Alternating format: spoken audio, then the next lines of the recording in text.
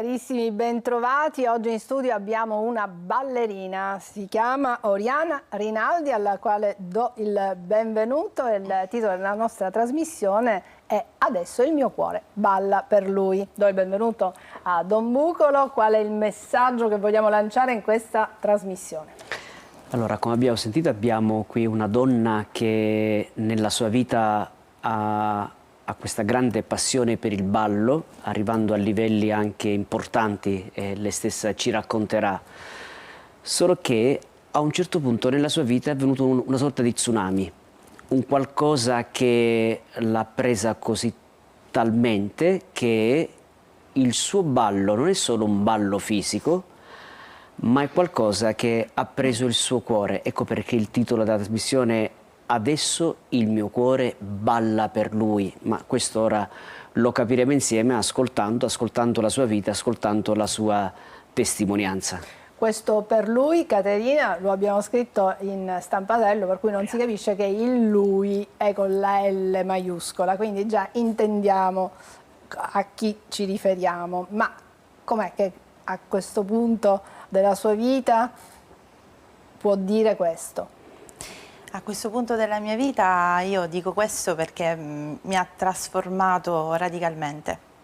È stata veramente un'inversione a U, ma parto dal principio. Io inizio a ballare in tenera età, 5 anni, inizio con la danza classica.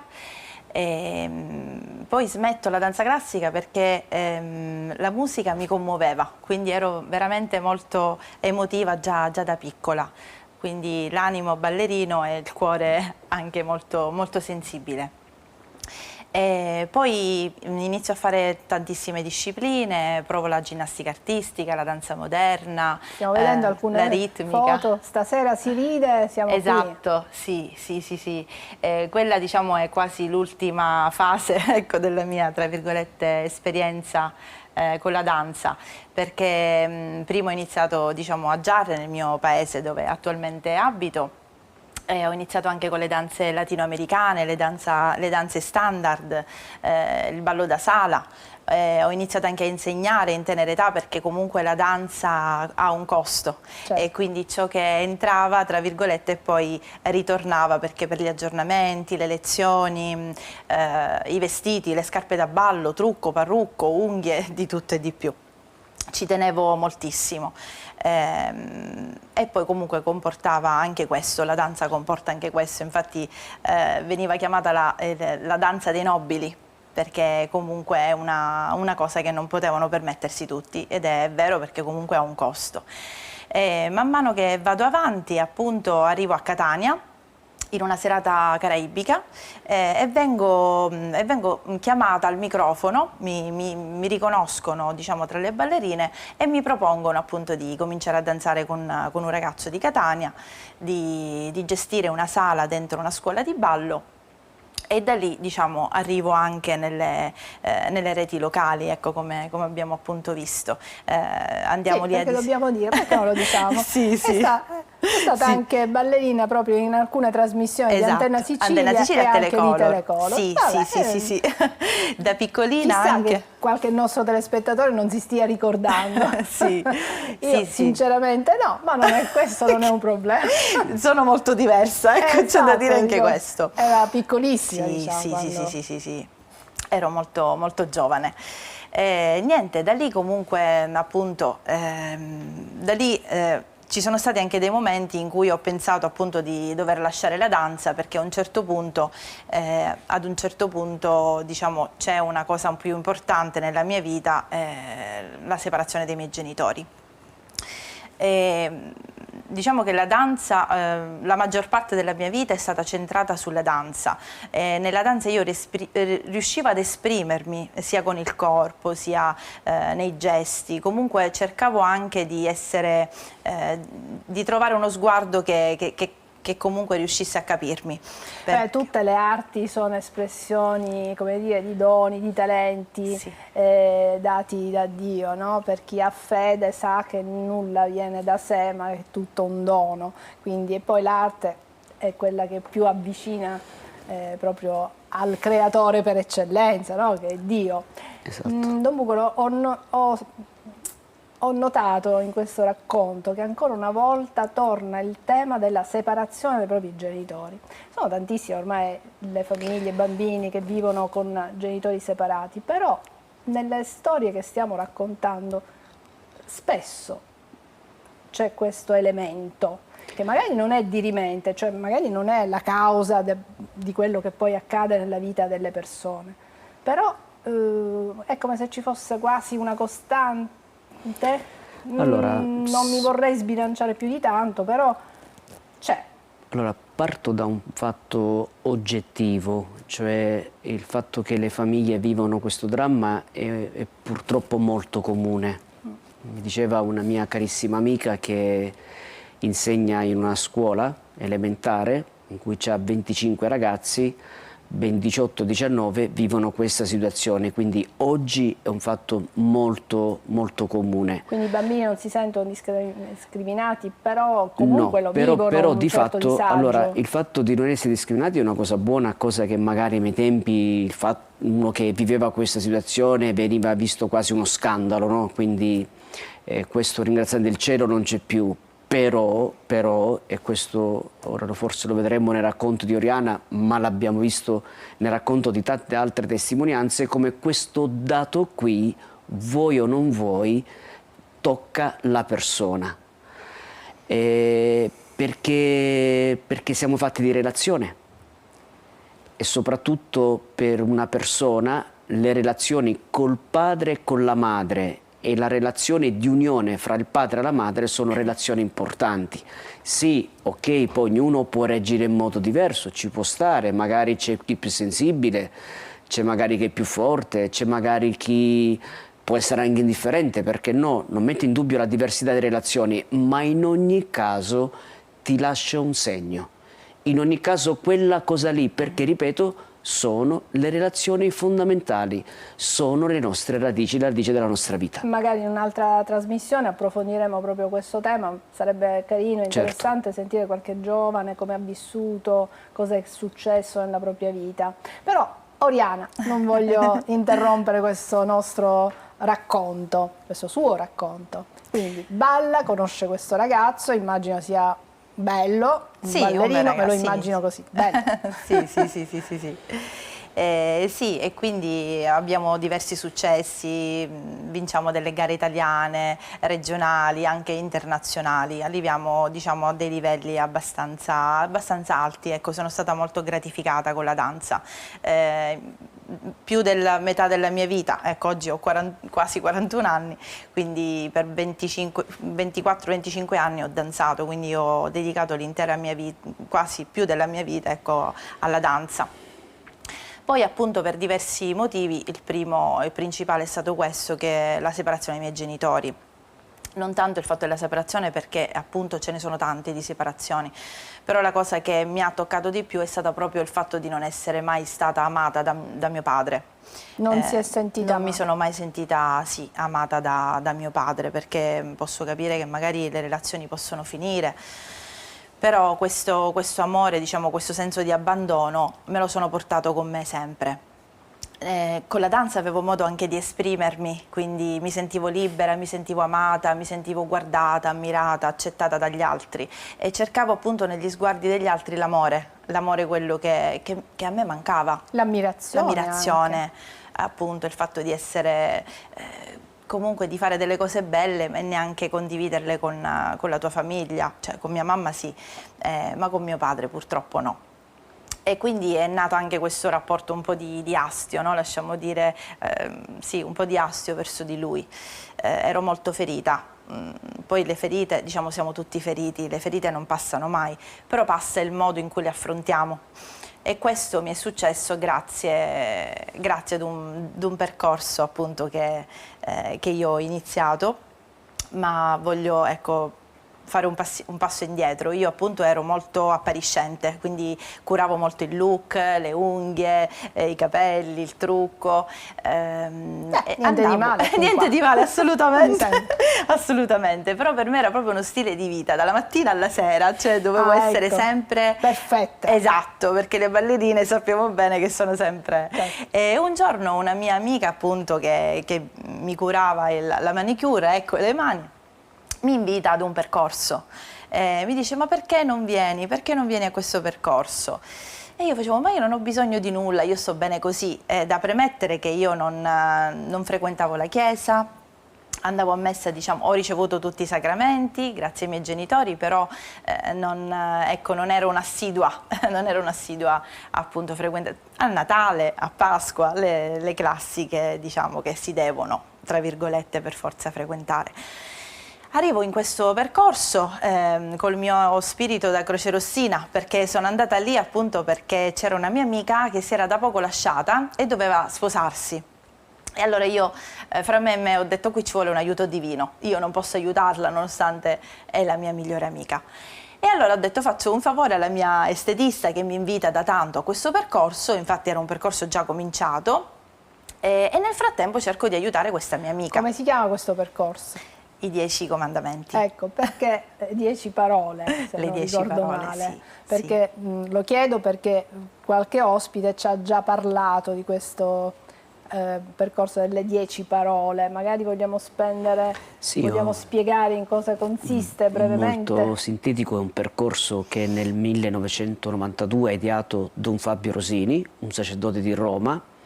Ma in cosa consiste? Consiste in un percorso che aiuta la persona a farsi leggere dalla parola di Dio e facendosi leggere dalla parola di Dio si impara come vivere la vita. Perché alla fine il nostro grande problema è che impariamo a vivere la vita così, ognuno in base a quello che gli capita, in base alla sua storia, quando in realtà c'è una saggezza che viene dalle 10 parole. Infatti si dice anche che sono le istruzioni per vivere bene la propria vita. Quindi Oriana a un certo punto, che non aveva bisogno, aveva il suo modo di intendere la vita, aveva la sua filosofia, aveva il suo mondo, a un certo punto queste 10 parole le mostrano un nuovo modo di vivere che era molto più grandioso, molto più bello, e che forse quello che stava vivendo in realtà le stava togliendo la vita. Beh, diciamo che fin qui Oriana stava vivendo tutto sommato una vita normale, con le ferite che possono avere un po' tutte le persone della sua età, però niente di particolare. Ecco, la svolta, la felicità piena per cui abbiamo intitolato adesso Il mio cuore balla per lui, arriva dopo questo percorso delle 10 parole. Noi ci fermiamo per qualche istante e poi capiremo cosa succede nella vita di Oriana.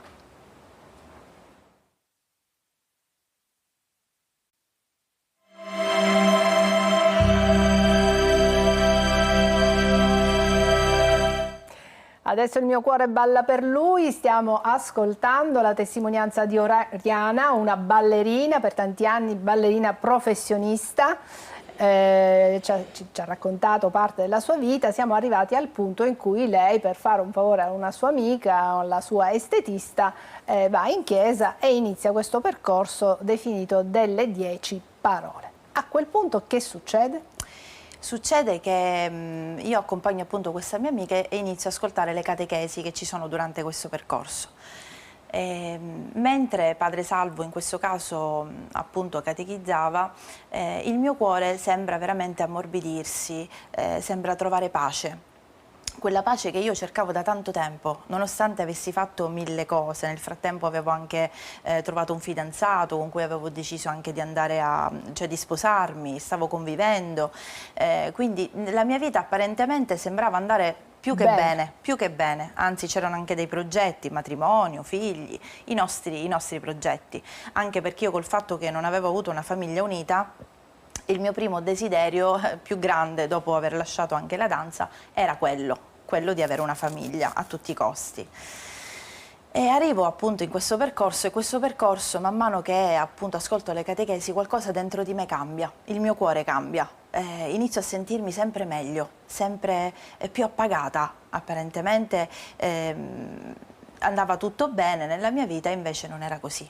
Ho capito che lì ero proprio al posto giusto, perché lì avevo incontrato chi veramente doveva appunto darmi tutto quello di cui io avevo bisogno. E cos'era che aveva bisogno? Avevo bisogno veramente della pienezza dell'amore, di sentirmi amata, di sentirmi preziosa, preziosa agli occhi di Dio. Ho riscoperto questo amore così grande, e da questo amore poi c'è stata veramente un'inversione della mia vita, perché pian piano il mio cuore cambiava, e quando cambia il cuore cambia anche il modo di vedere la vita, di vedere gli altri, e quindi inizio appunto a frequentare, finisco il percorso. La mia amica, quella che avevo accompagnato, si è sposata, quindi non mi ha più alla fine è finita al contrario, sono rimasta io e ho finito il percorso. E poi da lì ho iniziato di nuovo a confessarmi, ad avere i sacramenti, ad andare a messa, e da lì mi sentivo sempre più gioiosa. Ecco, avevo ritrovato la gioia che non avevo, che apparentemente sembrava fosse così, no? Perché matrimonio, tutti i tuoi progetti, e invece mi mancava sempre un pezzo. E questo pezzo veramente era Gesù. Non c'era la piena soddisfazione, perché stiamo ascoltando una storia. Oriana pensava di stare bene, Sì. perché aveva un fidanzato, aveva ballato fino a qualche anno fa, fino a qualche anno prima, insomma stava conducendo la sua vita di ragazza come Esatto. ce ne possono essere tantissime altre, però forse c'era sempre dentro come un sottofondo di Esatto. qualcosa che non va, di una scontentezza. Se dovessi descrivere la storia di Oriana utilizzerei questa frase, questa immagine, cioè lei nella sua vita è stata mendicante dell'amore del padre. Infatti lei ha iniziato a raccontare che nella mia vita mi è mancato l'amore di mio padre, per cui lo ha cercato sempre, nel ballo, nella vita, nelle relazioni con gli altri, che in qualche modo erano delle risposte. Che è successo? Che facendo questo percorso doveva smettere di fare la mendicante dell'amore del padre, ma c'è un padre con la P maiuscola che non ha bisogno di essere mendicato, ma che gli dà l'amore in sovrabbondanza. Questa cosa qui, questa scoperta, che non è stata una scoperta solo di testa ma di cuore, l'ha fatta impazzire. Gli ha fatto fare cose assurde, cose incredibili, a tal punto che lei stessa mi raccontava che la persona con cui stava, con cui pensava di portare avanti la propria vita, ascoltando una catechesi, a un certo punto la molla. Cioè di punto in bianco capisce che non era quella la sua strada, si stava costruendo una vita con la V minuscola, quando in realtà gli si era prospettato una vita con la V maiuscola, e una persona, io dico intelligente, una persona che un po' con la testa ragiona, dice: ma io non posso sprecare la mia vita per qualcosa con la V minuscola, sono fatto per una cosa con la V maiuscola, ma perché ha scoperto che non ha più bisogno di essere mendicante, ma il padre l'amore glielo dà in sovrabbondanza. Un attimo, perché qua dobbiamo ascoltare Oriana.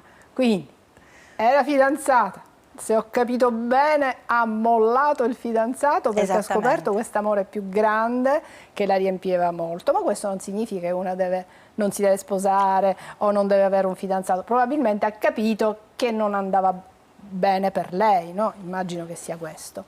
E quindi che succede? Succede questo, che una sera appunto durante una catechesi sento la voce proprio di Dio che parla al mio cuore, che mi dice: molla tutto e seguimi. Io ho sentito queste parole e da lì... come l'ha seguito? Come l'ha seguito? Da lì io praticamente lascio il mio fidanzato, perché convivevo, lascio il mio fidanzato, ritorno a casa dalla mamma, che nel frattempo viveva da sola perché i miei già si erano separati. Ritorno a casa dalla mamma e arrivo, diciamo, vicino casa in un'altra chiesa dove conosco un altro sacerdote che da lì mi guida, mi aiuta nel discernimento appunto della mia anche vocazione, perché era cambiato tutto, quindi è come se è arrivata una persona nuova. Sono rinata, ecco, sono rinata a vita nuova, e il Signore ha trasformato piano piano il mio cuore e mi ha dato la chiamata con gli ammalati. Quindi lei si dedica adesso agli ammalati? Sì. Ma questo non preclude il fatto che lei un giorno possa avere una famiglia? Assolutamente, assolutamente sì, questo desiderio nel mio cuore c'è, soltanto che non è il centro, nel senso che adesso la mia priorità è veramente cercare sempre di capire qual è la volontà di Dio, e la volontà di Dio è sempre più grande di quella che possiamo immaginare noi, cioè i nostri desideri diciamo rispetto a Lui sono piccoli, anche se non c'è nulla di male a desiderare una famiglia, a desiderare dei figli, però Lui ha cambiato il mio cuore, infatti adesso il mio cuore balla attraverso questa gente. Balla con i bambini, con gli anziani, con i moribondi. Diciamo che ho iniziato nelle case di cura, ho iniziato con la clown therapy, negli orfanotrofi. Stiamo vedendo qualche foto, infatti. Sì. Quindi adesso lei si sente più, possiamo usare il termine, realizzata? Sì, sì, anche se devo dire che io non ho un lavoro fisso, quindi sono sempre precaria, però mi sento piena. Mi sento che tutto quell'amore, ogni volta che io vado a donare amore a loro, sono loro che mi danno amore a me, perché in ciascuno di loro c'è veramente Gesù, nei loro occhi, nei loro atteggiamenti, nel loro ricambiare, ecco. Tutto quello che io vado, appunto, tu vai per fare bene. E questo incontro con Gesù, con Dio Padre, e capisco che è arrivato attraverso questo percorso delle 10 parole, però c'è stato un momento che lei proprio è stata toccata, possiamo dire così, no? Sì. Attraverso una lettura, un brano della Bibbia, una parola detta da un sacerdote. La parola detta da Padre Salvo. In quel momento lui diceva questo: lascia stare ciò che ti sta uccidendo. Lascia stare ciò che e in quel momento lei ha capito cos'è che la stava uccidendo, ovviamente. Sì, il fatto appunto che volevo costruirmi la mia vita con una persona che magari volevo bene, ma non amavo. Non era Quindi amore. È come se fosse arrivata una luce diversa che ha messo in chiaro la vita di Oriana. Oriana ha visto la sua vita come in uno specchio e in quello specchio non si è riconosciuta felice. Esattamente, e c'è anche un'altra cosa che magari forse Oriana non dice, ma lei sa bene, io so anche, conosco bene, che oltre alla parola che l'ha raggiunta c'è un'altra cosa che mi piace dire: la preghiera. La preghiera della mamma Cettina, che tanto pregava per lei perché la figlia avesse la fede. Tante volte lei vedeva la mamma a casa col rosario a pregare, la infastidiva, perché è chiaro, quando una persona non crede, vedere qualcuno pregare in casa: ma che fai queste cose, ancora ci credi? Ecco, la mamma ha tanto pregato che a tal punto la figlia si è convertita, e quindi vediamo come il miracolo di Sant'Agostino con mamma Monica, che rimane emblematico, non è un esempio unico. Per questo io credo molto nella forza della preghiera dei genitori. Una mamma si chiede: ma mio figlio come mai non crede, come mai non va in chiesa? Avete pregato? Hai veramente desiderato con tutto te stessa che tua figlia, tuo figlio veramente incontrasse il Signore? Di fatto Oriana ne è un esempio. Quindi potremmo dire la parola che l'ha raggiunta, ma anche la preghiera dietro le quinte di una madre. Oriana dice: adesso io cerco di fare la volontà di Dio. Mette al primo posto la volontà di Dio, ma è chiaro che deve avere gli strumenti poi per comprendere qual è questa volontà di Dio. Esatto, infatti non è escluso, perché si potrebbe passare questo messaggio, la vocazione al matrimonio, in cui Oriana ha questo desiderio. Che ci stanno ascoltando, dice: ma io come faccio a conoscere la volontà di Dio nella mia vita? E infatti lei è in discernimento, lei ha il suo padre spirituale, ha il percorso, ha il suo servizio, cioè ci sono tante coordinate, tanti strumenti che l'aiutano a focalizzare e a capire man mano cos'era. In ogni caso, perché questa è la cosa importante, qualunque sia la sua vocazione, Dio ne è il centro. Il punto è capire come concretamente, ma in ogni caso o sarà il matrimonio o sarà un'altra via, non è importante, in questa vocazione Dio nella sorgente, Dio nella fonte, Dio è il Padre, che sicuramente Oriana non mollerà più nella sua vita.